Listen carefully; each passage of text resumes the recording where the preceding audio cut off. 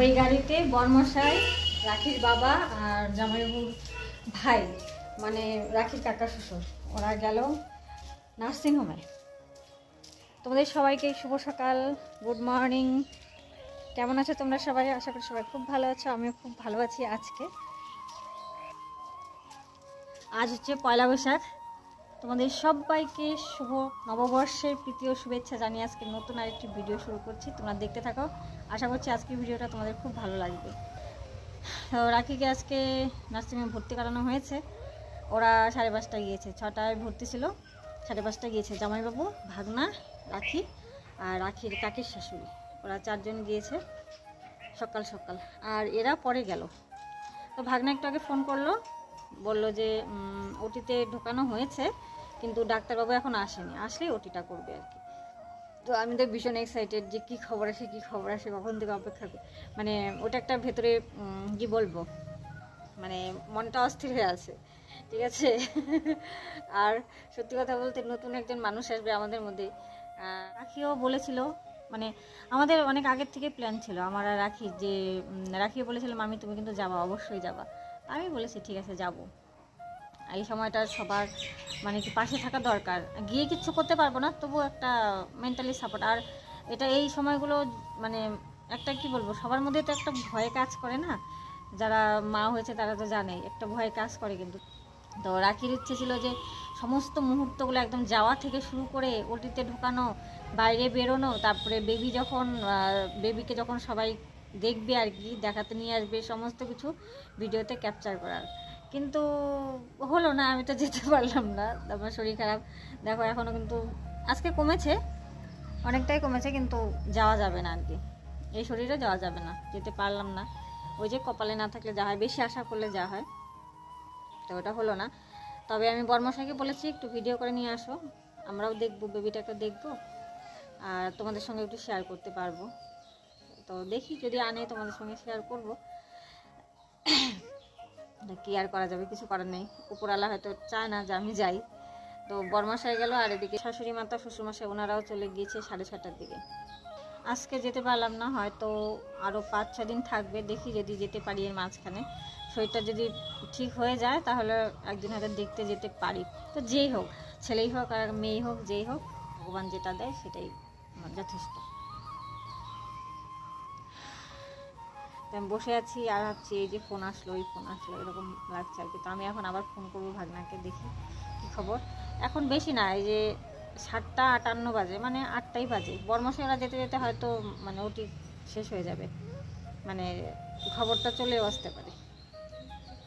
তো দেখা যাক কি হয়, বাড়িতে বসে থাকি, এখন খালি ছটপট লাগছে। আর আজকে পয়লা বৈশাখ, সব বাড়িতেই ভালো মন্দ রান্না হয়, আমাদের বাড়িতেও প্রত্যেক বছর হতো, কিন্তু এবছর হবে না। বর্মশাই সেটাই বলছিল যে পয়লা বৈশাখে দিল আজকে ওই একই জিনিস খেতে হবে, নিরামিষ আবার ফোড়ন ছাড়া খাবার। তো বললাম প্রত্যেক বছর তো একরকম যায় না, তাই না? কোনো বছর ভালো যায়, কোনো বছর খারাপ যায়। এতদিন তো খেয়েই আসলো, তো এই বছরটা না এইভাবেই কাটলো, কি আর করা যাবে, কিছু তো করার নেই। ওই বাচ্চা কাচ্চা ওরাও খেতে পারলো না আমার জন্য। তো খাওয়াটা তো সারা জীবনই খাওয়া যাবে, তাই না? অসুখটা তো আগে সারতে হবে, নিয়মটা তো করতে হবে। তো চলো, কি হয় না হয়, কি খবর আসে না আসে, সবটাই তো তোমাদের সঙ্গে শেয়ার করবোই। সাথে থেকো, পুরো ভিডিওটা দেখো, একদম স্কিপ করো না। আমি ঘরের বিছানাপত্র কিচ্ছু তুলিনি এখনও, আজকে ধোয়া কাচা করবো। এখন কিন্তু বেশ গরম পড়েছে, কিন্তু ভোরের দিকে ওই একটু ঠান্ডা ঠান্ডা লাগে। তো এই করে আর লেপটা তোলাই হচ্ছে না, কতদিন যে রোদে দিলাম তুলে রাখবোর জন্য, তো তুলি করে তোলা হচ্ছে না। তো আজকে ফাইনালি লেপের কভারটা খুললাম কেচে দেওয়ার জন্য, আর লেপটা রোদে দিলাম, তুলেই রাখবো এবার। এইদিকে দেখো সমস্ত জামা কাপড় নিয়ে এসেছি, আমার জামা কাপড় বিছানাপত্র সব এখন ভিজিয়ে রাখবো, আর সার্ফের জলে আপাতত পরে কেচে দেবো। আর এগুলো ভিজাতেই নার্সিংহোম থেকে ফোন আসলো, বর্মশাই ফোন করলো আর সুখবরটা দিল, সেটা তোমাদের সঙ্গেও শেয়ার করি। বলল যে রাখির ডেলিভারি হয়ে গিয়েছে, 9:05 মতো বাজে এখন সকাল। তো মা বাচ্চা দুজনেই সুস্থ আছে। তো হওয়ার পরে তো বাড়ির লোকদের দেখাতে নিয়ে আসে বেবিটাকে, তো ওই দেখিয়ে নিয়ে গেল এখন ক্লিন করানোর জন্য। তো এখনও বেডে দেয়নি, রাখিকেও বেডে দেয়নি, বেবিকেও বেডে দেয়নি।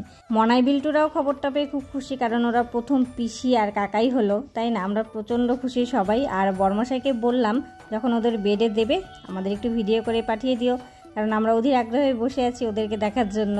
তো দেখো ডাবটা বিল্টু ফাটালো, আমি ডাবের থেকে জল বের করে নিয়েছি, বিল্টু তারপরে এটাকে ফাটালো। নারকেল হয়েছে দেখো, এই নারকেলগুলো না নরম নরম হয়, খেতে দারুণ লাগে। তো এটা এখন বের করব, চামচ দিয়ে চেঁচে চেঁচে বের করবো, বের করে খাবো।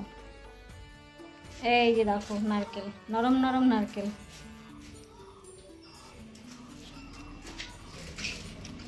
দারুণ লাগে।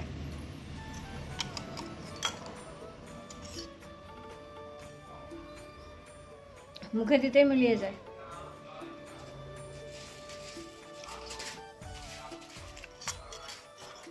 সেই লাগে। তো ফাইনালি বর্মশাই ছোট্ট একটা ভিডিও করে পাঠিয়েছে, সেটা তোমাদের সঙ্গেও শেয়ার করলাম। এখানে দেখো আমাদের ক্ষুদে অতিথি ঘুমাচ্ছে, আর এই যে বেডে রাখিকে দেওয়া হয়েছে। তো বেবির মুখটা আমি ব্লার করে দিয়েছি, কারণ ৬ ষষ্ঠীর আগে বেবির মুখ দেখানো যায় না, এই জন্য।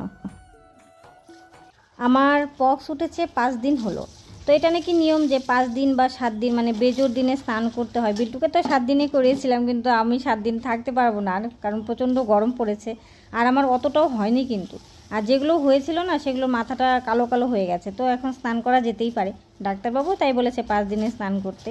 তো যা যা নিয়ম করার দরকার, এই যে কাচাকুচি করতে হয় এগুলো করে তারপর বিল্টুকে তো মাথার মোড়ে নিয়ে যায়নি, বাড়ির সামনেই স্নান করিয়েছি। তো আমার বাড়ির সামনে গিয়েও স্নান করা সম্ভব না, তো আমি জাস্ট নিয়মটাও করব। মগের মধ্যে করে যে তোমার সোনারূপা ধোয়ার জল, কাঁচা দুধ, গঙ্গার জল, তারপরে তিলের জল, এগুলো যা যা লাগে আর কি সব নিয়ে কোনো মতো মাথায় ঢেলে বাড়ি এসে ভালো করে স্নান করব। তো চলো স্নান সেরে তারপর আবার আসছি। ওইটাই সে না কি বলে পাইকারি দোকান না, আগের বার যেগুলি দেখছিলাম ওগুলি এরকম খাঁজ কাটা ছিল না, বলো তো কেমন ছিল? ওইটাও এরকম এরকম লম্বা লম্বা এরকম এরকম ছিল না, এইটা যেমন বেশি একেবারে না, এমনি ভালো লাগে। আমার স্নান না হতেই বর্মশাই নার্সিংহোম থেকে চলে এসছে। আর দেখো আমার জন্য এনেছে একজোড়া শাখা। অ্যাকচুয়ালি আমি যে শাখা বাঁধানোটা পরি, আমাদের কলের জলই বলো মোটরের জলই বলো প্রচণ্ড আয়রন জলে, তো নষ্ট হয়ে যাচ্ছে। তো আমি বলেছিলাম আমার একজোড়া শাখা নিতে হবে বাড়িতে সবসময় ব্যবহার করার জন্য। তো ওই জন্যই আগে কোচবিহার গিয়েছিল জন্য এটা নিয়ে এসছে। তো শাখা জোড়া আমার বেশ পছন্দ হয়েছে, ডিজাইনটা ওই নিজে পছন্দ করে এনেছে, আমারও ভালো লেগেছে আর কি। আর ওই শাখাগুলো খুলেছি জন্য হাতে ওই যে মনায়ের নুপুরটা পরে নিয়েছি। কেন বলো তো, ওই যে লোহার খাড়ু একটা আছে, তো ওটা আমি খুঁজে পাচ্ছিলাম না, তো ওটাই মনায়ের নুপুরটাই হাতে দিলাম, খালি হাত তো রাখা যায় না। আর আমরা স্নান টান করে নিয়েছি সবাই, করে নতুন জামা পরেছি। আজকে পয়লা বৈশাখের দিন, শুধু বর্মশাই পরেনি, কারণ বর্মশাইয়ের জন্য তো কিছু আনাই হয়নি, ওর জন্য কোনো কিছু আনা হয়নি। বর্মশাইদের যে চেপে চুপে হাতটাকে হাতটাকে চেপে চুপে কোনো মতো শাখাটা ঢুকাচ্ছে, আমার তো ভয় লাগছে, সর্বনাশ নতুন শাখা কী যে হয়। তো আমি বললাম যে সাবান দিয়ে ঢুকালেই ভালো করতাম নাকি, তুমি পারবে তো? বলে কি হ্যাঁ হ্যাঁ পারবো। তো আমার একটু ভয় লাগছিল সত্যি কথা, বা হাতেরটা তো ভালোভাবেই ঢুকেছিল, কিন্তু ডান হাতেরটা ঢোকাতে খুব অসুবিধা হচ্ছিল। তো যাই হোক ফাইনালি কোনো অঘটন ঘটেনি, পরিয়ে দিয়েছিল। তো এই যে শাখাগুলো বর্মশাই পরিয়ে দিল, আর আমি এই যে পলাটা করলাম। তো দেখো কালো কালো হাতে সাদা সাদা শাখা কেমন লাগছে, জিগজ্যাগ শাখা।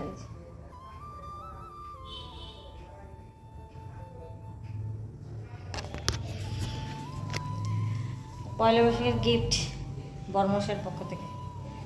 চুলগুলো এখনো ভেজাই আছে, শুকোয়নি ভালো। আর এই যে বিছানাপত্র আজকে সব কেচে দিয়েছি না, আর অন্য চাদর পাড়া হয়নি, পারতে হবে।